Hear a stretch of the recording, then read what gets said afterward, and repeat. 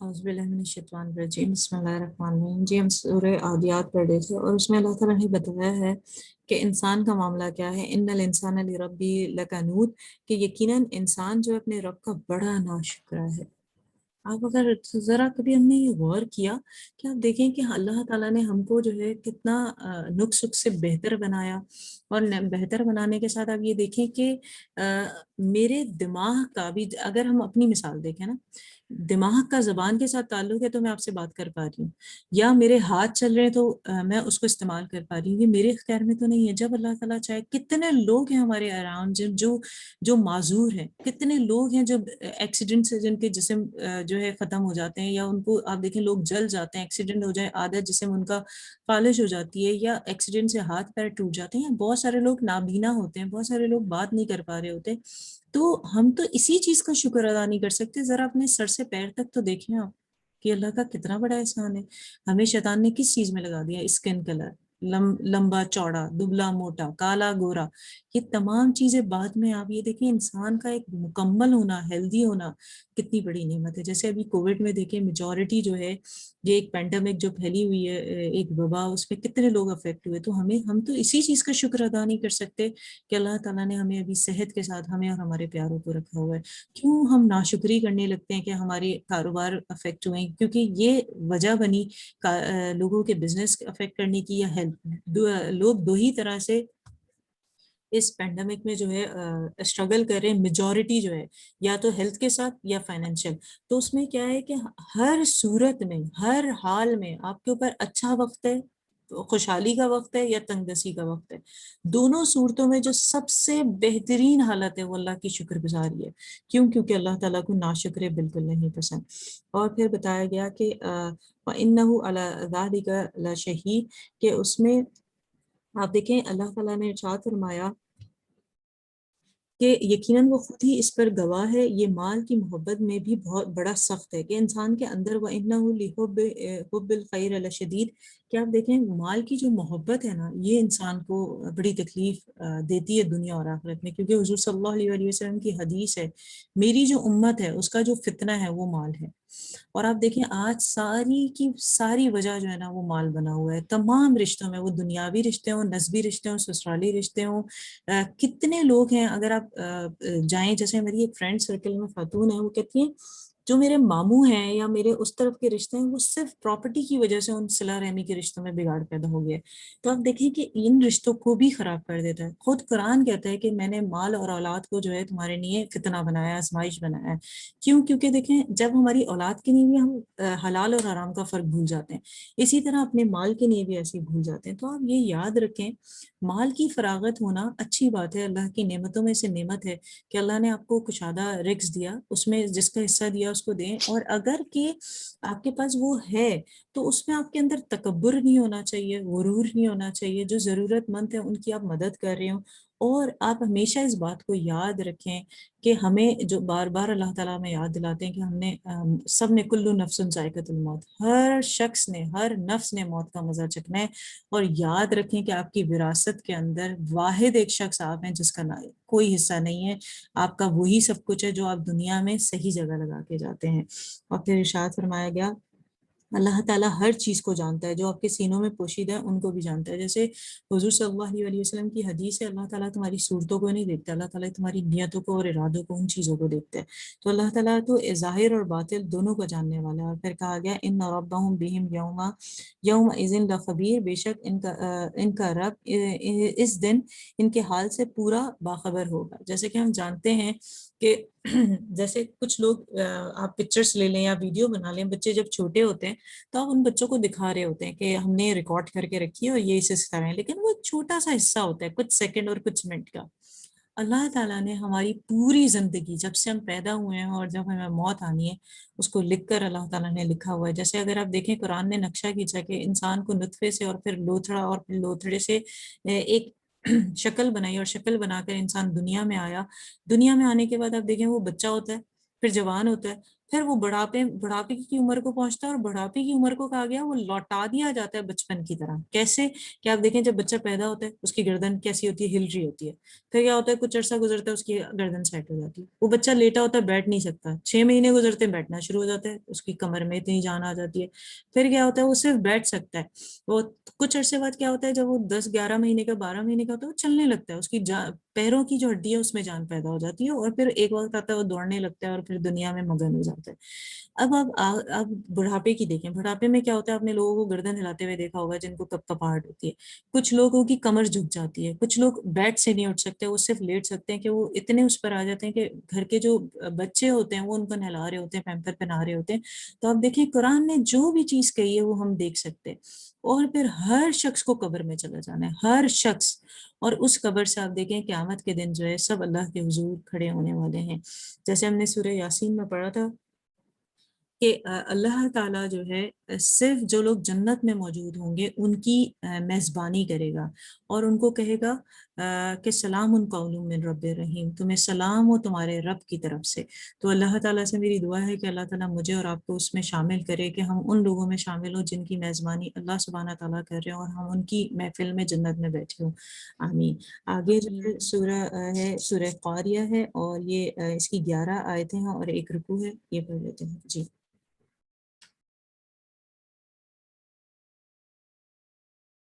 سجدہ پڑھ رہی تھی. بسم اللہ الرحمن الرحیم. دل دہلانے والی، کیا وہ دہلانے والی، اور تو نے کیا جانا کیا ہے دہلانے والی. جس دن آدمی ہوں گے جیسے پھیلے پتنگے، اور پہاڑ ہوں گے جیسے دھنکی اون. تو جس کی تولیں بھاری ہوئیں وہ تو مانتے عیش میں ہیں، اور جس کی تولیں ہلکی پڑی وہ نیچا دکھانے والی گود میں ہیں. اور تو نے کیا جانا کیا نیچا دکھانے والی، ایک آگ شعلے مارتی. جی. اس میں کہا جاتا ہے قاریہ ہو گئی یا غاشیہ ہو گئی یا ساعہ ہو گئی، یہ سارے جو ہے نا قیامت کے نام ہیں. اگر آپ دیکھیں کہ جس دن وہ برپا ہوگی تو اس کی مثال بتائی جا رہی ہے کیا ہوگی، کہ یہ جو انسان جو ہے بکھرے ہوئے پروانوں کی طرح ہو جائے گا. جیسے ہم نے دیکھا کہ روئی جو ہے اگر آپ اس کو اپنے ہاتھوں سے 2 2 3 3 دفعہ الگ کریں تو وہ ہوا میں اڑنے لگتی ہے. انسان کی مثال ایسی ہوگی جس پر وہ تکبر کرتا ہے اپنے اوپر، تو وہ اس چیز کو سمجھ لے. اور پہاڑ دھنے ہوئے رنگین اون کی طرح ہوں گے، بالکل ویسی پہاڑوں کی مثال بھی ایسی ہے. دیکھا جائے تو کتنے مضبوط ہیں، کتنے مضبوط ہیں، کہ جتنے وہ اوپر دکھتے ہیں اس سے کئی گنا نیچے دبے ہوئے ہوتے ہیں تاکہ وہ کھڑے رہیں. اور ان کی مثال اللہ تعالیٰ نے دیکھیں قرآن میں بھی کہا تھا کہ انسان جو ہے نا وہ پہاڑ کو مضبوط قرار دیتے ہوئے کہا تھا کہ اگر یہ قرآن ان پہ نازل ہو جاتا پہاڑوں پر تو وہ بھی ریزہ ریزہ ہو جاتے، اتنی مضبوط چیز. اب یہاں پر انہی پہاڑوں کی مثال دے کے اللہ تعالیٰ کہہ رہے ہیں وہ اون کی طرح جو ہے نا اتنے باریک اس کی طرح ہو جائیں گے اور اڑنا شروع ہو جائیں گے. پھر اب جیتنے والا کون ہے یہ بتایا جا رہا ہے. فَأَمَّا مَنْ ثَقُلَتْ مَوَازِينُهُ فَهُوَ فِي عِيشَةٍ رَاضِيَةٍ، کہ جس کے پلڑے بھاری ہوں گے وہ دل پسند آرام کی زندگی ہوگی اس کی. پلڑے کس کے بھاری ہوں گے؟ جس نے نہیں کیا زیادہ کما لی. اب دیکھنے کی بات یہ ہے کہ ہم دنیا کما رہے ہیں کہ آخرت کما رہے ہیں. ابھی بڑا اچھا موقع ہم سب کے ہاتھ آ گیا ہے کہ ہم رمضان اللہ تعالیٰ نے ہمیں دیا، اور آگے جو ہے شب قدر آ رہی ہے، زیادہ سے زیادہ نیکیاں کریں. کیا نیکیاں کریں؟ جیسے ہم نے بار بار دیکھا تھا کہ ہم 5 نمازوں کی اگر ہم بات کریں جو ارکان اسلام ہے، تو توحید کے بعد نماز، روزہ، زکوٰۃ، حج آ جاتا ہے. نماز میں کیا ہے، 5 نمازیں ہم پہ فرض کی گئی ہیں، اس میں سنت موقدہ بھی ہیں. اور سنت موقدہ کے علاوہ اگر آپ دیکھیں سنت موقدہ، سنت غیر موقدہ، پھر نفل آتے ہیں. تو کبھی کبھی ہم جیسے سنت غیر موقدہ چھوڑ دیتے ہیں، جیسے عصر کی اکثر ہم 4 سنتیں چھوڑ دیتے ہیں. تو آپ کوشش کریں کہ وہ تمام کا اہتمام کریں، تمام نمازیں جو فرض کے ساتھ سنت موقدہ غیر موقدہ تمام پڑھیں. اس کے علاوہ آپ یہ دیکھیں کہ نوافل جو ہیں، نوافل کا جو ہمیں قرآن سے ملتا ہے کہ تہجد کے نفل کی بہت جو ہے نا فائدے ہیں، اور اس کی بہت نیکیاں ملنے والی ہیں. اور نوافل میں کہا جاتا ہے ایک جو سب سے ٹاپ پر ہے، وہ پہلی لسٹ میں جو آتا ہے وہ تہجد ہے. پھر آپ دیکھیں تہجد پڑھنے کے بعد جیسی فجر ہوتی ہے، گھنٹہ گزرنے کے بعد 1 گھنٹے کے بعد آپ جیسی طلوع ہونا شروع ہوتا ہے سورج، تو اشراق پڑھ سکتے ہیں. اشراق کے بعد چاش کی نمازیں، اور یہ تمام نمازیں ہمیں نبی صلی اللہ علیہ وسلم کی ذات سے بھی ملتی ہیں. پھر آپ دیکھیں مغرب ہوتی ہے تو آپ نماز اوابین پڑھ سکتے ہیں جو کہ آپ کو قبر کے عذاب سے بچاتی ہے. اس کے علاوہ آپ دیکھیں اللہ تعالیٰ بار بار قرآن میں ارشاد فرما رہے ہیں کہ رکوع اور سجدہ اللہ تعالیٰ کو پسند ہے، اور وہ کرنے والے اللہ تعالیٰ کے نیک لوگ ہیں. تو آپ کوشش کریں نماز شکرانہ پڑھیں. پڑھیں, نماز خوف پڑھیں, نماز حاجت پڑھیں. یہ تمام نمازیں وہ ہیں, جیسے ہم وضو کیا ہے تو آپ وضو کی نماز پڑھ سکتے ہیں, تحیۃ الوضو جو پڑھتے ہیں. تو یہ تمام چیزیں جو حدیث اور قرآن سے ثابت ہیں ان کو کثرت سے پڑھیں. دوسرا, قرآن کی تلاوت کریں, کیونکہ حضرت محمد صلی اللہ علیہ وسلم کو حضرت جبرائیل امین نے قرآن دہرایا کرتے تھے, تو عربی متن میں بھی پڑھیں اور ٹرانسلیشن میں بھی پڑھیں. ہم میں سے کوئی بھی انڈر 20 نہیں ہے, لیکن آپ دیکھیں کتنے لوگ ایسے ہوتے ہیں جنہوں نے قرآن کو ٹرانسلیشن سے نہیں پڑھا. ہم اتنے بلیسڈ ہیں کہ اللہ تعالیٰ نے ہماری ٹرانسلیشن کے ساتھ ہمارے گھروں میں قرآن کو رکھا ہوا ہے. اکثر ہم کیا کرتے ہیں, ہم کہتے ہیں ہم قرآن کی تعلیم دے رہے ہیں, ہم غلطی نہ کرتے. ہم نے اس کو اٹھا کر اپنے گھر کے سب سے اونچے مقام پہ رکھ دیا ہے, اور وہ اونچے مقام پر اس پہ مٹی پڑ رہی ہے, کچھ بھی ہو رہا ہے, ہم نے یہ سوچ لیا کہ بس اس کی طرف ہمارا پیر نہیں ہونا ہے اور یہ سب سے محترم کتاب ہے, اس کو اوپر رکھ دیں. اصل میں کیا ہے, یہ جو ہم اپنے گھروں میں اپنے ملک میں دیکھتے ہیں کہ لڑکیوں کو اس کے سائے تلے جو رخصت کیا جاتا ہے, یہ طریقہ نہیں ہے. اس کو تعلیم دیں, وہ تعلیم دل میں لے کر اس اگلے گھر میں جائے, اور قرآن کو اونچی اوتاق میں نہ رکھیں, اس کو سیکھیں, اس کو ایسی جگہوں پہ ٹیبل پہ رکھیں کہ آپ ہر وقت باوجود رہیں, جب آپ کا دل کرے آپ اسے اٹھائیں اور اس کا عربی متن بھی پڑھیں اور اس کی ٹرانسلیشن بھی پڑھیں. آج آپ سب ایک اصولی پوائنٹس آپ نے پریکٹیکل پوائنٹس میں آپ لکھ لیجئے کہ ہم سب نے رمضان میں, جیسے ہم نے 28 مارچ کو قرآن یہ پڑھنا دورہ قرآن شروع کیا, ماشاءاللہ آج ہمارا آخری پارہ ہے. جب ہم 30 دن میں قرآن کو پڑھ سکتے ہیں تو باقی کے ہم 11 مہینے میں کیوں نہیں پڑھتے؟ اصل چیز یہ ہے, دورہ قرآن لینے کا میرا صرف ایک مقصد ہے, لوگوں کو اللہ سے جوڑ دیا جائے اور اللہ سے محبت پیدا کر دی جائے, قرآن سے جوڑ دیا جائے. یہ آپ کے پاس موجود ہے, اسے پڑھیں. پورا آگے آپ کے پاس انشاءاللہ سال پڑھا ہوگا. سب لوگ انشاءاللہ یہ کوشش کریں گے کہ قرآن کو عربی تو پڑھتے ہی ہیں ہم سب ماشاءاللہ بچپن سے, اس کو ٹرانسلیشن سے پڑھیں. جو چیز سمجھ نہیں آتی, جو آپ کے اراؤنڈ مفتی کرام ہیں ان سے پوچھیں. جیسے UAE کے جو ایک ٹول فری نمبر ہے مفتی کا, میں نے آپ کو شیئر کیا تھا گروپ پر, دوبارہ اگر آپ چاہیں گے تو میں کر دوں گی. ان سے آپ پوچھ سکتے ہیں, اور وہ 3 لینگویجز میں بات کرتے ہیں, عربی, اردو اور انگلش. تو آپ جس لینگویج میں چاہیں وہ آپ کو بتا سکتے ہیں. تو جو چیز سمجھ نہیں آ رہی آپ ان سے پوچھیں, ویسے آپ کی وہ اصلاح بہتر طریقے سے کرتا ہے. تو یہاں پر انشاءاللہ اللہ تعالیٰ مجھے اور آپ کو بھاری پڑھنے والوں میں شامل کرے اور نیک عمل کی توفیق دے. اب اس میں ساتھ ہی دوسرا گروپ ہے اس کی بات کی گئی, وہ لوگ بھی شامل ہوں گے. کون؟ وَأَمَّا مَنْ خَفَّتْ مَوَازِينُهُ, جن کے میزان جو ہیں وہ ہلکے ہوں گے. اب ان کا کیا؟ فَأَمَّا هَاوِيَةٌ, ان کا ٹھکانہ پھر ہاویہ ہے, یعنی جہنم, جہاں پر آگ دہک رہی ہوگی. وَمَا أَدْرَاكَ مَا هِيَ نَارٌ حَامِيَةٌ, تجھے کیا معلوم کہ وہ کیا ہے, وہ تنو تیز آگ ہے. حاویہ کے بارے میں بھی بتایا گیا کہ وہ کیا ہوگی, کہ ایسی آگ ہوگی, آپ کو پتہ ہے کہ اسکن جب اتر جائے گی تو اللہ تعالیٰ دوبارہ چڑھا دے گا. کیوں؟ کیونکہ جو تکلیف ہوتی ہے آگ کی وہ آپ کی کھالوں پر ہوتی ہے, تو اس جلد کو دوبارہ اللہ تعالیٰ چڑھائے گا تاکہ اس پر عذاب ہو. تو جیسے ہی اللہ تعالیٰ جنت کا نقشہ کھینچتے ہیں, جس کو آپ امیجنیشن میں جائیں تو آپ کو لگتا ہے آپ کے اندر اطمینان اور سکون اتر گیا. اسی طرح جب جہنم کا ذکر ہوتا ہے تو آپ کو ڈر اور خوف بھی ویسے ہونا چاہیے, کیونکہ اگر آپ کے اندر یہ دونوں, جنت کی امید اور جہنم کا خوف پیدا ہو گیا, یہی تقویٰ ہے, پھر آپ جنت میں جانے والوں میں شامل ہوں گے. آگے سورہ ہے سورہ تکاثر, اس کی آیات 8 ہیں اور اس کا رکوع 1 ہے, اور یہ مکی سورہ ہے. تو ہم یہ پڑھتے ہیں. جی. بسم اللہ الرحمن الرحیم. تمہیں غافل رکھا مال کی زیادہ طلبی نے, یہاں تک کہ تم نے قبروں کا منہ دیکھا. ہاں ہاں جلد جان جاؤ گے, پھر ہاں ہاں جلد جان جاؤ گے. ہاں ہاں اگر یقین کا جاننا جانتے تو مال کی محبت نہ رکھتے. بے شک ضرور جہنم کو دیکھو گے, پھر بے شک ضرور اسے یقینی دیکھنا دیکھو گے, پھر بے شک ضرور اس دن تم سے نعمتوں سے پرسش ہوگی. یہاں پر ہمیں بتایا جا رہا ہے جو زیادتی مال ہے اس کی اہمیت کو, کہ انسان دیکھیں بہت سارے آپ کو اپنے اراؤنڈ لوگ ملیں گے, خاص کر کیونکہ یہ ذمہ داری ہمارے گھروں کے اندر مرد حضرات میں ہوتی ہے. تو وہ کیا ہوتی ہے, بس وہ صبح ہوئی تو آفس چلے گئے, شام ہوئی تو آ کے سو گئے کھا پی کے, لیکن اصل جو زندگی ہے وہ بھول چکے ہیں اور وہ مال ہی کو کمانے میں لگے ہوئے ہیں. یا ہم خواتین کے اندر ایکچولی زیادہ چاہت ہوتی ہے جس کی وجہ سے وہ بیچارے محنت کر رہے ہوتے ہیں. تو ہمیشہ کوشش کریں اپنی جو ضروریات ہے اس کا ایک دائرہ بنائیں کہ آپ کے گھر رزق حلال آئے, کبھی حرام نہ آئے. اور ایک بات کو ہمیشہ یاد رکھیں, قرآن میں اللہ تعالیٰ نے ارشاد فرمایا ہے سورہ انفال میں کہ انسان شر الدواب ہے. اب یہ شر الدواب ہے کیا؟ بدترین جانور بھی نہیں کہا, بدترین جانور. کیوں؟ ایک جگہ اللہ تعالیٰ کہہ رہے ہیں کہ انسان تو اشرف المخلوق ہے، جبکہ ہم سے بہتر مخلوقات اللہ تعالیٰ کی موجود ہے. اگر آپ دیکھیں فرشتے تو صبح شام اللہ کی عبادت کر رہے ہیں، لیکن اللہ تعالیٰ نے کہا نہیں، انسان اشرف المخلوق ہے، کیونکہ یہ عبادت بھی کرتا ہے اور دنیا کے معاملات بھی کرتا ہے، رشتے بھی نبھاتا ہے، سوتا جاگتا کھاتا پیتا بھی ہے، بازاروں میں بھی گھومتا ہے، بچے بھی رکھتا ہے. تو یہ اشرف المخلوق ہے، ان سب کے ساتھ مجھے یاد رکھتا ہے. تو اگر آپ دیکھیں تو 4 چیزیں آپ کو ملیں گی آپ کو اپنے ارد گرد. ایک ہوتی ہے جمادات. جمادات کیا ہوتی ہے؟ جو نان لیونگ تھنگس ہوتی ہیں. اگر ہم ابھی اپنی نظر کو اٹھائیں، اپنے اراؤنڈ دیکھیں، آپ ٹیبل ہوگی، کرسی ہوگی، الماری ہوگی، تمام چیزیں جو حرکت نہیں کرتی، یہ ساری جمادات. ایک اللہ کی یہ اگر دیکھیں انسان کو اتنی عقل دی کہ یہ تمام چیزیں وہ بنا لے.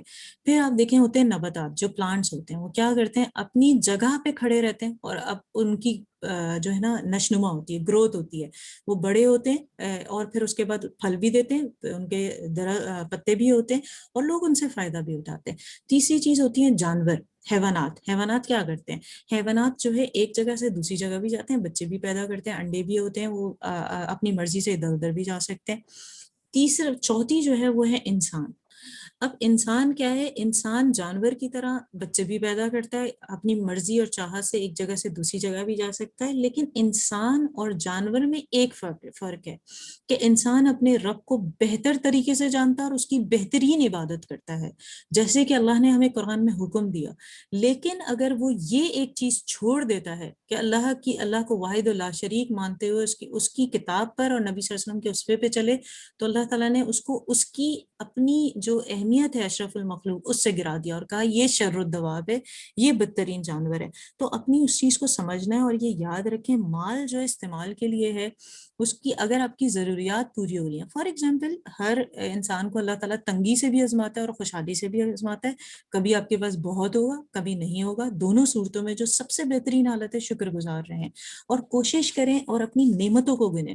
جب آپ کے پاس مال کم آ رہا ہوتا ہے نا، لوگ گھبرا جاتے ہیں. کبھی نہ گھبرائیں. آپ یہ دیکھیں جو آپ کی اپنی صحت ہے، یہ کتنی بڑی دولت ہے، کیونکہ بہت سارے آپ کو ایسے امیر ملیں گے جو صرف اپنا پیسہ صرف اپنی صحت پہ لگا رہے ہوتے ہیں. تو یہاں پر ہمیں پتہ چلا کہ زیادتی کی چاہت نے تمہیں غفلت میں ڈال دیا، یہاں تک کہ تم قبر میں جا پہنچے. کہ ہم انسان، جیسے اگر آپ دیکھیں احادیث سے بھی ثابت ہے، کہا جاتا ہے کہ انسان کو کئی بستیوں کے برابر دے دیا جائے، سونے کی بستیاں دے دی جائے تو وہ کہے گا اور کی چاہت کرے گا، پھر اور دے دی جائیں تو وہ اور کی چاہت کرے گا. تو کہا گیا کہ صرف قبر کی مٹی ہے جو اس کی چاہت کو پورا کر سکتی ہے. اور یہاں وہی چیز آ رہی ہے کہ زیادتی جو ہے وہ آپ کو دنیا سے غافل کر دیتی ہے اور قبر تک آپ پہنچ جاتے ہیں. ہرگز نہیں تم عنقریب معلوم کر لو گے، ہرگز نہیں تمہیں جلد علم ہو جائے گا، ہرگز نہیں اگر تم یقینی طور پر جان لو تو بے شک تم جہنم دیکھ لو گے. مطلب اگر آپ غافل ہو گئے، آپ کو اللہ تعالیٰ نے دنیا میں کوئی بھی چیز دی. یہاں پر دیکھیں مال کے ساتھ جو ہے نا، اگر آپ دیکھیں اولاد بھی سم ٹائم ایسا ہوتا ہے کہ کچھ لوگ ہوتے ہیں جن کو اللہ تعالیٰ بیٹیاں دیتا ہے، کچھ ہوتے ہیں جنہیں بیٹے دیتا ہے، کچھ ہوتا ہے جسے بیٹا اور بیٹیاں دیتا ہے، کچھ ہوتا ہے جسے اولاد ہی نہیں دیتا. اب کیا ہوتا ہے، جس کے پاس جو ہے وہ اس میں ہی مگن ہو گیا مال کی طرح، اور وہ صرف یہی دیکھ رہا ہے ان کو کھلانا ہے، ان کو پہنانا ہے، ان کو پڑھانا ہے، ان کی یہ. تو آپ سوچیں کہ آپ جب ان کے چکر میں آپ دنیا اپنی نمازوں سے غافل ہو گئے، اپنی عبادات سے غافل ہو گئے، اس پہ بھی آپ کی پوچھ گچھ ہے، کیونکہ یہ بھی آپ کی نعمت ہے. مال کے ساتھ اللہ اولاد کی ہمیشہ بات کرتے ہیں. تو یہاں آپ نے یاد رکھنا ہے کہ آپ کے پاس مال ہے یا اولاد ہے یا کوئی بھی نعمت ہے، آپ یاد رکھیں کہ اگر آپ اس سے اللہ تعالیٰ کی یاد سے اس نے آپ کو غافل کر دیا تو آپ کا ٹھکانہ جہنم ہے. اور اگر آپ نے اس حالات میں اللہ کو یاد رکھا تو عام انسان سے آپ کا اجر بھی دگنا ہے اور تم اسے یقینی آنکھ سے دیکھ لو گے. مطلب ضرور برپا ہونے والی ہے جہنم اور دوزخ کا معاملہ اور جنت کا معاملہ. پھر اس دن تم سے ضرور ضرور نعمتوں کا سوال ہوگا. مطلب اللہ تعالیٰ اس دن ہر ایک سے سوال کرے گا. ثم لتسألن یومئذ عن النعیم. مثال ایسی ہے، ہم سب گروسری کرتے ہیں، گروسری کرنے کے بعد کیا ہوتا ہے، جو ہماری کارٹ یا ہماری جو ٹرالی ہوتی ہے، جب ہم اندر گھوم رہے ہوتے ہیں، جتنا بھی بڑا، جیسے کارفور لے لیں، لولو لے لیں، کتنے بڑے ہوتے ہیں، جہاں دل چاہے جائیں اور جتنا دل چاہے اپنی ٹرالی میں سامان ڈالیں، کوئی آپ کو کچھ نہیں پکڑے گا. کوئی آتا ہے اس کا آنر یا اس کے جو وہ جو موجود ہوتے ہیں سرونٹ، وہ آپ کو کبھی کہتے ہیں نہیں یہ رائس نہ اٹھائیں، یہ چاکلیٹس نہ اٹھائیں؟ کبھی نہیں کہتے، کھلی چھوٹ ہے، جو ڈالنا ہے ڈالیں. ہم کیا کرتے ہیں، ہم وہی چیزیں ڈالتے ہیں جو ہماری ضرورت ہوتی ہے، ہم وہی چیزیں ڈالتے ہیں جتنے ہمارے والیٹ میں پیسے ہوتے ہیں. کبھی کبھی ہمیں لگتا ہے کوئی اچھی ڈیل ہے، لیکن ہم کہتے ہیں نہیں اتنے ہیں، اتنا ہی یوز کرنا ہے. ایون آپ کے پاس کریڈٹ کارڈ بھی کیوں نہ ہو، آپ اپنی لمٹ میں جاتے ہیں اور اتنا ہی خرچ کرتے ہیں، کیونکہ آپ کو 100% آپ شیور ہیں کہ آپ نے کاؤنٹر پہ پے کرنا ہے، کارڈ سے کر رہے ہیں، کیش سے کر رہے ہیں، کرنا ہے. تو آپ یاد رکھیں دنیا میں آپ جو کچھ کر رہے ہیں اللہ کو آپ اس کے جواب دیں. حضور صلی اللہ علیہ وسلم کی جو حدیث ہے کہ دنیا آخرت کی کھیتی ہے، تو آپ یاد رکھیں کہ آپ کیلے کی فصل بونے کے بعد آپ کاٹتے انگور کی نہیں ہے، آپ وہی کاٹتے ہیں جو آپ نے بویا ہوتا ہے. تو دنیا میں اگر آپ نے نیکیاں کی تو آخرت میں آپ جنت میں جائیں گے، دنیا میں اگر آپ نے نیکیاں نہیں کی تو آپ کا جو سزا ہے وہ جہنم ہے. تو یہ چیز ایک کلیئر ہونا بہت ضروری ہے. پھر سورہ ہمزہ ہے اور اس کی آیتیں 9 ہیں اور اس کا ایک رکوع ہے، یہ پڑھ لیتے ہیں انشاءاللہ. جی عصر نہیں کیا نا ہم نے. او سوری، جی سورہ عصر. جزاک اللہ خیر. بسم اللہ الرحمن الرحیم. وہی آگے. اس زمانے محبوب کی قسم، بے شک آدمی ضرور نقصان میں ہے مگر جو ایمان لائے اور اچھے کام کیے اور ایک دوسرے کو حق کی تاکید کی اور ایک دوسرے کو صبر کی وصیت کی. جی اس میں اگر دیکھا جائے تو عصر کی جو وقت زمانے کی قسم کھائی گئی ہے. اگر آپ دیکھیں کہ لوگ کیا کرتے ہیں، وہ کہتے ہیں یہ زمانہ بڑا برا ہے، اس میں یہ ہو رہا ہے. کبھی بھی کہا گیا، اللہ تعالیٰ نے کہا زمانہ میں ہوں، کبھی بھی زمانے کو برا نہ کہیں. زمانے میں رہنے والے لوگ برا کر رہے ہوتے ہیں، ہم بیچارے اس زمانے کو کوسنا شروع کر دیتے ہیں. تو یہاں پر قسم زمانے کی کھائی گئی ہے. اس سے اس کی اہمیت کا بھی اندازہ لگائیں. جیسے اللہ تعالیٰ بھی پیچھے قسم کھا رہے تھے زمین کی، آسمان کی، تمام چیزوں کی، اس طرح اس کی قسم کھائی گئی. اور پھر بتائیں ان الانسان لفی خسر، بے شک بالیقین انسان جو ہے وہ نقصان اٹھانے والا ہے. کیوں؟ اگر اس نے نیکی کے کام نہیں کیے. اور اگر نیکی کے کام کیے تو کیا ہے، ان الذین آمنوا وعملوا الصالحات وتواصوا بالحق وتواصوا بالصبر، سوائے ان لوگوں کے جنہوں نے نیک عمل کیے اور آپس میں حق کی وصیت کی، ایک دوسرے کو صبر کی تنقید کی. یہاں پر ہمیں پتہ چل رہا ہے کہ نیکی پہ خود عمل کرتے نہیں رہنا ہے، دوسرے کو بھی تنقید کرنی ہے. اور اس میں کیا ہے، حضور صلی اللہ علیہ وسلم کی جو حدیث ہے، بلغوا انی ولو آیا، پہنچا دو میری طرف سے خواہ کہ وہ ایک آیت ہی کیوں نہ ہو. اب اس کے لیے ضروری نہیں ہے آپ کے پاس تکمیل علم ہو جائے، ذخیرہ علم ہو جائے تب آپ آگے پہنچیں. آج ہم نے ایک پارہ پڑھا، ایک پارے کے اندر ہم کتنی آیات کو پڑھ لیتے ہیں. تو آپ پہ لازم ہے کہ آپ اسے دوسروں تک پہنچائیں. دوسروں تک پہنچانے میں کون ہو سکتا ہے؟ جیسے ہم یہاں پر اپنے بچوں اور شوہروں کے ساتھ رہتے ہیں، ٹھیک ہے، تو آپ افطار کی ٹیبل پہ اپنے بچوں کو بتائیں یا اپنے ہسبینڈ کو بتائیں. اب آپ دیکھیں سسرالی رشتوں میں بھی آپ کی بات ہوتی ہے اور آپ کے جو نسبی رشتے ہوتے ہیں ان پہ بھی آپ کی بات ہو رہی ہوتی ہے، ان تک پہنچائیں. اور پوری خلق انسانی تک آپ کو یہ بات پہنچانی ہے. تو یہ ہماری ذمہ داری ہے کہ ہم نے نیک بات دوسروں تک پہنچانی ہے. یہ بھی آپ اپنے پریکٹیکل پوائنٹ میں لکھ لیں، اور مجھے یقین ہے کہ آپ سب اپنے جو ہے وہ لکھ رہے ہوں گے. جو آیات میں نے آپ کو کہی تھی کہ آپ جو پریکٹیکل آیات ہیں وہ نوٹ کریں، تو ان میں سے یہ آیت بھی آپ نوٹ کر لیجیے، آیت نمبر 3. اور اس میں دیکھیں یہ کہا گیا اور ایک دوسرے کو صبر کی نصیحت کریں. جیسے ہم نے دیکھا کہ جب بھی آپ پہ برا وقت آئے تو اللہ تعالیٰ نے ارشاد فرمایا کہ آپ 2 چیزوں سے مدد لیں. وہ کیا ہے؟ کہا گیا وَاسْتَعِینُوا بِالصَّبْرِ وَالصَّلَاةِ، مدد مانگو کس سے؟ نماز سے اور صبر سے. تو آپ کے اوپر کبھی بھی کوئی بھی وقت آتا ہے، ایون شکر گزاری کے لیے بھی یہی سب سے بہتر ہوتا ہے کہ آپ نماز کے ساتھ اور صبر کے ساتھ اللہ کی مدد چاہیں. تو یہاں پر ہمیں تلقین کی گئی کہ ایک دوسرے کو حق بات پہنچانی ہے ہم نے، اور صبر کی تلقین کرنی ہے. اور یہ 3 آیتیں تھیں اور اس کے جو ہے ایک ہی رکوع تھا. اب آگے سورہ ہمزہ ہے اور اس کی 9 آیتیں ہیں اور ایک رکوع ہے. جی بسم اللہ الرحمن الرحیم. خرابی ہے اس کے لیے جو لوگوں کے منہ پر عیب کرے، پیٹھ پیچھے بدی کرے، جس نے مال جوڑا اور گن گن کر رکھا. کیا یہ سمجھتا ہے کہ اس کا مال اسے دنیا میں ہمیشہ رکھے گا؟ ہرگز نہیں، ضرور وہ روننے والی میں پھینکا جائے گا. اور تو نے کیا جانا، کیا روننے والی اللہ کی آگ کے بھڑک رہی ہے، وہ جو دلوں پر چڑھ جائے گی. بے شک وہ ان پر بند کر دی جائے گی لمبے لمبے ستونوں میں. جی یہاں پر دیکھیں، اب آپ یہ پوائنٹس نوٹ کرتے جائیں. وَيْلٌ لِكُلِّ ہُمَزَةٍ لُمَزَةٍ، پہلے بتائیے کہ بڑی خرابی ہر اس شخص کے لیے. کس شخص کے لیے؟ جو ایپ چٹولے. مطلب آپ دیکھیں، آپ نے کبھی مکھی کو دیکھا؟ مکھی کی کیا مثال ہوتی ہے؟ مکھی کیا کرتی ہے؟ ہر اچھی چیز کو چھوڑ کے وہ گندگی پہ بیٹھتی ہے. اور آپ نے دیکھا کہ ہم نے جب ہاؤس فلائی کی وہ پڑھی تھی قرآن کے اندر بھی، شہد کی مکھی کا بھی اور دوسری مکھی کا بھی، اس کا سسٹم اللہ نے کیا بنایا ہوتا ہے کہ وہ جیسے ہی کسی چیز پہ بیٹھتی ہے، مطلب پیر رکھتی ہے، تو اس کا جو کھانے کا انداز ہوتا ہے وہ پیروں کے ذریعے اس کے اسٹمک میں پہنچ جاتا ہے، اس کو منہ سے نہیں کھانا پڑتی کوئی چیز. تو اب کیا ہے کہ آپ ہر انسان جو ہے نا خیر اور شر کا مرکب ہے. اگر آپ دیکھیں کوئی بھی پرفیکٹ نہیں ہوتا، لیکن کسی میں اللہ نے خیر زیادہ رکھی ہے اور کسی میں شر زیادہ رکھی ہے. کیونکہ کوئی بھی دیکھیں، ہم سب جو ہیں، ہم میں سے کوئی بھی فرشتہ نہیں ہے، نہ ہی ہم میں سے کوئی مشین ہے، انسان ہے. انسان خطاؤں کا پتلا ہے، غلطی لازم و ملزوم ہوگی. اب آپ نے کیا کرنا ہوتا ہے کہ آپ نے اگر کہ آپ آپس میں ایک ساتھ چلنا ہے آپ نے، تو آپ کو کیا کرنا ہوگا کہ آپ ایک ساتھ چلنے کے لیے ایک دوسرے کی اچھائیوں کو ڈھونڈیں، اس میں خیر ڈھونڈیں، اور جب آپ خیر ڈھونڈنے لگتے ہیں نا تو آپ کے معاملات بننا شروع ہو جاتے ہیں. بہت سارے رشتے ہیں، جیسے میں نے ابھی بتایا، نسبی رشتے ہیں، سسرالی رشتے ہیں، دوست ہیں، پوری خلق انسانی کے ساتھ آپ کا رشتہ ہے. وہ برج آپ بنا ہی تب سکتے ہیں جب آپ ایپ کو چھوڑ دیں اور خیر کو دیکھنا شروع کر دیں. اور یہ بات میں نہیں کہہ رہی، دیکھیں قرآن کی بات ہے. اور دوسری بات، غیبت کرنے والے کی بات کی گئی. دیکھیں غیبت ایک اتنا برا عمل ہے. اگر آپ دیکھیں کہ ہم نے سورہ حجرات میں پڑھا کہ غیبت، ہم سب کو اپنے بھائی کتنے پیارے ہوتے ہیں کہ ہم کبھی بھی نہیں چاہتے کہ ان کو گرم اور ٹھنڈی، مطلب گرم ہوا لگے یا وہ کسی طریقے سے بھی ان کو تکلیف پہنچے. سب کو اپنے بھائیوں سے پیار ہوتا ہے. کہا گیا بھائی، پھر مردہ، مرا ہوا، اور اس کا گوشت کھانا. سوچیں کتنی کراہت کی بات ہے. اس میں کراہت پیدا کی اللہ تعالیٰ نے، یہ بتانے کے نہیں کہ غیبت اتنا برا عمل ہے.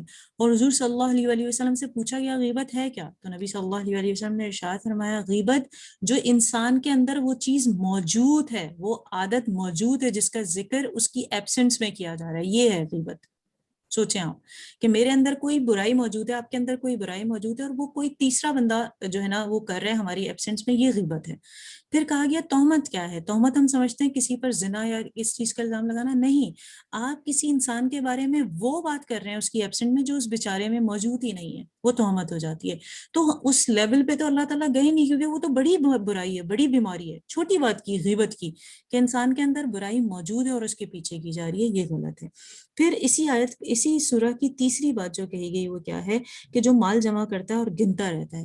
دیکھیں ہم سب کے اندر مال کی محبت رکھی ہے اللہ تعالیٰ نے، سونا چاندی کی محبت رکھی ہے، لیکن ہم یہ کیوں نہیں سوچتے کہ ہم نے مر کے چلے جانا ہے اور کچھ ساتھ نہیں لے کے جانا. کبھی آپ نے سونے اور چاندی اور ہیرو کے بارے میں سوچا ہے کہ یہ بھی تو ایک اللہ تعالیٰ کی معدنیات میں سے ایک چیز ہے. فرق کیا ہے؟ یہ تھوڑی قیمتی ہے. باقی اگر ہم دیکھیں پتھر اور پلاسٹک اور دوسری چیزیں قیمتی نہیں ہے، جو وڈ وغیرہ ہوتی ہے، یہ قیمتی ہے. اس لیکن اللہ تعالیٰ نے کیا کرا، ٹھیک ہے انسان کے اندر محبت ہے اور آپ کو شوق ہے، آپ پہنے، اللہ نے آپ کو دیا ہے، آپ لازم پہنے اور بلکہ استعمال کریں، کیونکہ اللہ تعالیٰ خوبصورت ہے اور وہ خوبصورتی کو پسند کرتا ہے. اس نے اگر آپ کو اپنی نعمت دیا، آپ اس کا استعمال کریں. لیکن یہ جو چاہت ہے، یہ بہت سے بہت کی، یہ چیز پھر غلط ہو جاتی ہے. اسی طرح مال اگر آپ کے پاس موجود ہے اور ضرورت مند تک وہ نہیں پہنچ رہا، تو آپ یقین رکھیں کہ پھر اس کی پوچھ گچھ آپ سے ہونی ہے. اور باقی کی پوری جتنی آیات ہیں وہ یہی ہیں کہ تجھے کیا معلوم کہ ایسی آگ کیا ہے. اسے جو کہا گیا کہ تمہیں آگ میں پھینکا جائے گا، تو کہا کہ وہ تو سلگتی ہوئی آگ ہے اور دلوں پر چڑھاتی چلی جائے گی، اور اس پر بڑے بڑے ستون ہیں اور ہر طرف سے بندھی ہوئی ہے. تو یہاں ہم اندازہ لگا سکتے ہیں کہ وہ کتنا نقصان پہنچانے والی آگ ہے. کہ اگر ہمارے اندر صرف زیادہ برائیوں کی بات نہیں کی، تین باتیں، ایپ ڈھونڈنا ہے، دوسرا غیبت کرنا، اور تیسرا مال کو گننا. اگر یہ چیزیں ہم اپنے اندر سے نکال دیتے ہیں تو ہم جنتی ہیں، رحمان کے راستے پر ہیں. اور اگر ہم ان چیزوں پر عمل کر رہے ہیں تو ہم جہنمی ہیں. اب اس میں کیا ہے کہ ہم جس چیز کو، جو علم ہم تک پہنچ گیا، یہ ہم پر لازم ہے کہ ہم اس پر عمل کریں اور ہم اسے دوسروں تک بھی پہنچائیں. اور اللہ تعالیٰ ہم سب کو کہنے اور سننے سے زیادہ عمل کرنے والا بنائے. آمین. آگے کی جو سورہ ہے سورہ فیل ہے، اور اس کی آیات 5 ہیں اور اس کا 1 رکوع ہے. جی. بسم اللہ الرحمن الرحیم۔ اے محبوب، کیا تم نے نہ دیکھا تمہارے رب نے ان ہاتھی والوں کا کیا حال کیا؟ کیا ان کا داؤں تباہی میں نہ ڈالا اور ان پر پرندوں کی مکڑیاں بھیجی کہ انہیں کنکر کے پتھروں سے مارتے، تو انہیں کر ڈالا جیسے کھائی کھیتی کی پتی۔ جی. سورہ فیل جو ہے، فیل ایکچولی ہاتھی کا نام ہوتا ہے، عربی میں اسے فیل کہتے ہیں. اور یہ کیا ہوا تھا کہ خانہ کعبہ کیونکہ سرزمین پر سب سے پہلی مسجد ہے بیت اللہ جو ہے، اور اس وقت چاہے بدھ مت تھے، نبی صلی اللہ علیہ وسلم بھی پیدا نہیں ہوئے تھے، لیکن جو یمن میں ایک گورنر تھا جس کا نام ابراہا تھا، تو وہ یہ چاہتا تھا کہ اس نے اپنا ایک چرچ بنایا یمن میں. تو اس کی توجہ یہ تھی کہ سارے لوگ اس کی طرف امنڈ کر آئیں اور ان کی جو ہے اضافہ ہو آنے والوں میں، ٹورزم میں. لیکن ہوا کیا کہ لوگ تو خانہ کعبہ کی طرف جاتے تھے. اب وہ اس بات سے بہت پریشان ہوا. اس نے کہا ٹھیک ہے، اب میں جو نا اس خانہ کعبہ کو ہی گرا دوں گا تاکہ لوگ یمن کے چرچ میں آئیں. تو جب وہ ان کی طرف چڑھائی کرنے آنے لگا اس وقت یہ جو حضور صلی اللہ علیہ وسلم کے دادا ہیں عبد المطلب، ان کے انڈر آتا تھا خانہ کعبہ. انہوں نے خانہ کعبہ کی دیواروں سے لپٹ لپٹ کے کہا کہ اللہ تعالیٰ تو نے اس بات کی ذمہ داری لی ہے کہ تو اس کی حفاظت کرنے والا ہے، تو ہی حفاظت کر، میں تو صرف اپنے قبیلے کی حفاظت کرنے والا ہوں. اور یہ سال بڑا ہی فیمس سال کہلاتا ہے، جو اگر آپ دیکھیں اسے فیل والا سال کہلاتا ہے، کیونکہ اس واقعے کے بعد اسی سال نبی صلی اللہ علیہ وسلم کہا جاتا ہے کہ پیدا ہوئے تھے. اور اس میں کیا ہوا تھا کہ جو اگر آپ اس آیت کو دیکھیں، الم تری کیف فعل ربک باصحاب الفیل، کہ تو نے نہ دیکھا کہ تیرے رب نے ہاتھی والوں کے ساتھ کیا کیا. الم یجل کیدہم فی تدلیل، کیا اس کے مکر کو بیکار نہیں کر دیا، کیونکہ اس کا مکر یہ تھا کہ لوگ یمن میں چرچ میں آئے اور اللہ تعالیٰ نے ان کو کیسے وہ کیا تھا، وہ ارسل علیہم طیرا ابابیل. کہا جاتا ہے بہت چھوٹی چھوٹی چڑیا جو ہوتی ہیں ان کے چوچوں کے اندر جو ہے وہ ایک پتھر تھا، جو کہ ایسا پتھر تھا جو دہکا ہوا تھا. جیسے ہم باربیکیو بنا رہے ہو یا آپ نے کبھی کوئلہ جلتے ہوئے دیکھا ہو، تو ایک تو وہ ہوتا ہے نا جو کالا کوئلہ ہوتا ہے، وہ دہکا ہوا کوئلہ تھا. اور ترمیم بھی حجارت من سجیل، انہوں نے کیا کیا، کیونکہ وہ آئے کس پہ تھے، جو اس کا نام فیل رکھا گیا، ہاتھیوں کے اوپر آئے تھے وہ لوگ. اور جب اس پہ برسائے گئے تو وہ سارے کہا جاتا ہے کہ ایسے ہو گئے جیسے اس میں قرآن کی آیت بھی فجعلناہم کعصف معقول، کے پس انہیں کھائے ہوئے بھوسے کی طرح کر دیا. جیسے آپ دیکھتے ہیں کہ وہی کوئلہ جو دہک ایک پہلے کالا ہوتا ہے اور پھر دہک جاتا ہے اور پھر بالکل ایسا ہو جاتا ہے برادہ برادہ سا. تو کہا جاتا ہے جن کے اوپر برسایا گیا، وہ جو آیا تھا ابراہا ہاتھیوں پہ سوار ہو کر، آپ دیکھیں گھوڑوں سے زیادہ طاقتور لشکر کے ساتھ آیا، وہ سب ختم ہو گئے، سب کو ریزہ ریزہ اللہ تعالیٰ نے کر دیا. اور اس طرح خانہ کعبہ کی اللہ تعالیٰ نے حفاظت کی. جی اب سورہ قریش ہے اور اس کی 4 آیتیں ہیں اور 1 رکوع ہے. جی بسم اللہ الرحمن الرحیم. اس لیے کہ قریش کو میل دلایا، ان کے جاڑے اور گرمی دونوں کے کوچ میں میل دلایا، تو انہیں چاہیے اس گھر کے رب کی بندگی کریں جس نے انہیں بھوک میں کھانا دیا اور انہیں ایک بڑے خوف سے امان بخشا. جی یہ جو قریش ہے، آپ جانتے ہیں کہ یہ نبی صلی اللہ علیہ وسلم کا قبیلہ تھا اور مکے میں ان کی ایک بڑی داغ تھی.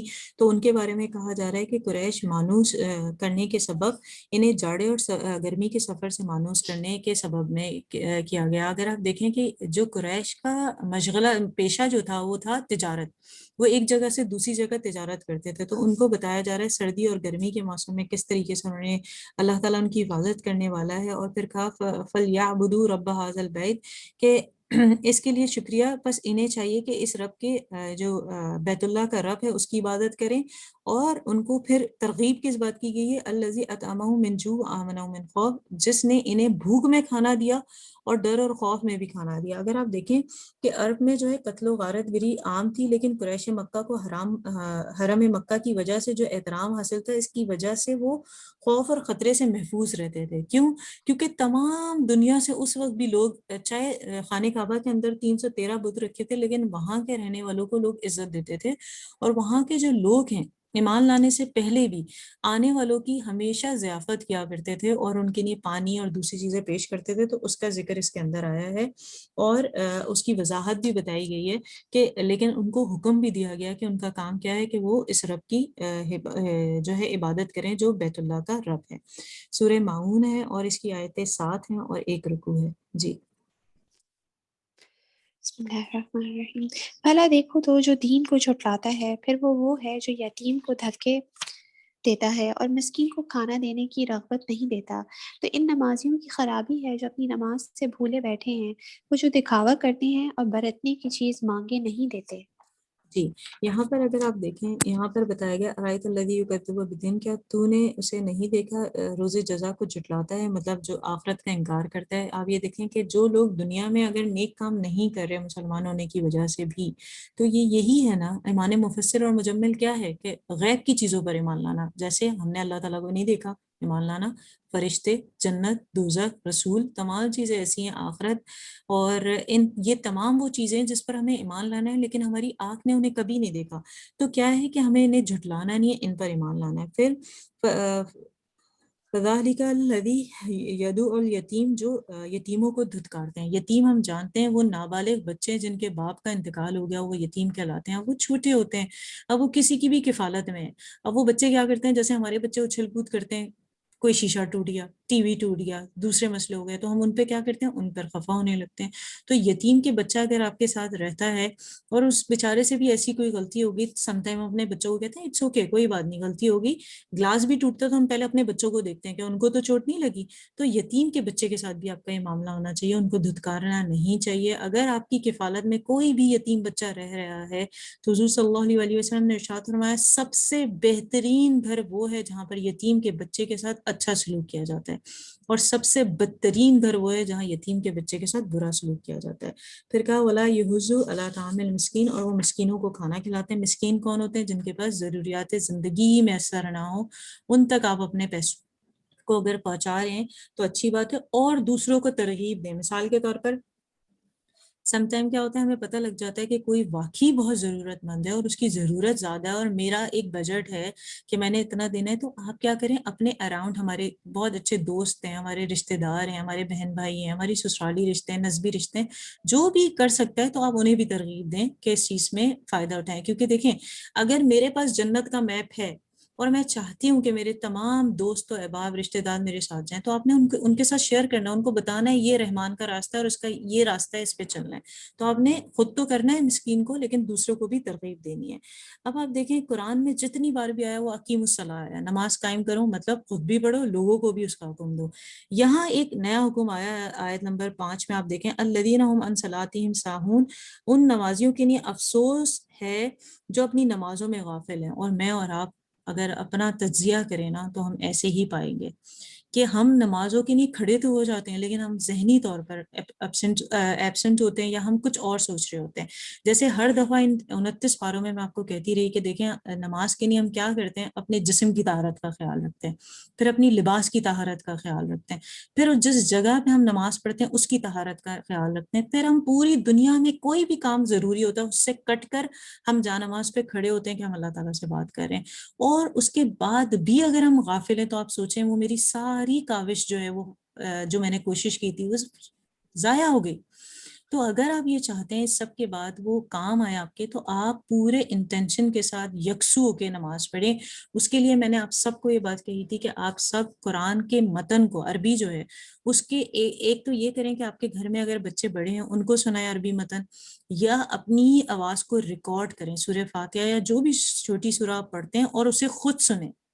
کیونکہ جب ہم نے یہ سورہ یاد کی ہوتی ہے ہم چھوٹے ہوتے ہیں، ہماری تجوید کی غلطی ہوتی ہے، اب اس کی کریکشن کریں آپ تاکہ وہ ٹھیک ہو. آپ کا عربی متن ٹھیک ہونا چاہیے، تمام تسبیحات جو آپ پڑھتے ہیں، آپ درود پڑھتے ہیں، اتحیات پڑھتے ہیں، آخری دعا پڑھتے ہیں، یا جو بھی سورہ پڑھتے ہیں ان کی پورا آپ چیک کریں. انشاءاللہ ابھی شب قدر آ رہا ہے تو آپ سب نے یہ لازم کرنا ہے کہ عربی متن چیک کریں کہ آپ کی تجوید کی غلطی تو نہیں ہے، اعراب کی غلطی تو نہیں ہے، مخارج کی غلطی تو نہیں ہے. اس کے بعد آپ سب یہ کریں جو سورہ پڑھتے ہیں ایٹ لیسٹ ان کو ٹرانسلیشن سے یاد کریں، اردو ٹرانسلیشن سے یاد کریں کہ جب آپ کہہ رہے ہوں الحمدللہ تو آپ کو پتا ہو تمام تعریف اللہ کی نہیں. الرحمن الرحیم، وہ بڑا مہربان اور نہایت رحم والا ہے. رب العالمین، رب ہے تمام جہانوں کا، ہر چیز آپ کو پتا ہو.